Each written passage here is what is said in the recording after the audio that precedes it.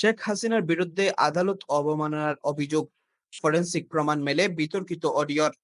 আন্তর্জাতিক অপরাধ ট্রাইব্যুনালের তদন্ত সংস্থা সম্প্রতি একটি বিতর্কিত অডিও ক্লিপের ফরেনসিক প্রমাণ পেয়েছে, যা সাবেক প্রধানমন্ত্রী শেখ হাসিনার কণ্ঠে ধারণ করা বলে নিশ্চিত হয়েছে। অডিও ক্লিপটিতে শেখ হাসিনাকে বলতে শোনা যায়, আমার বিরুদ্ধে ২২৭টি মামলা হয়েছে, তাই ২২৭ জনকে হত্যার লাইসেন্স পেয়ে গেছি।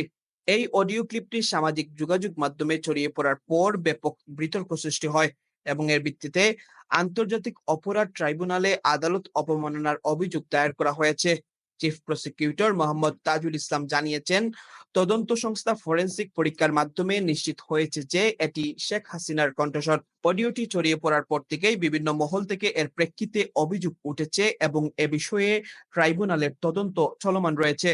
এদিকে আন্তর্জাতিক অপরাধ ট্রাইব্যুনাল সাবেক সংসদ সদস্য শামীম ওসমানের ছেলে অয়ন ওসমান সহ ৮ জনের বিরুদ্ধে গ্রেপ্তারি পরোয়ানা জারি করেছে, যারা নারায়ণগঞ্জে জুলাই আগস্টের আন্দোলনে হত্যার ঘটনায় জড়িত ছিল বলে অভিযোগ। এছাড়া আশুলিয়ায় লাশ পোড়ানোর আগে গুলি করে হত্যার ঘটনায় ২ পুলিশ কর্মকর্তাকে আদালতে হাজির করার নির্দেশ দেওয়া হয়েছে।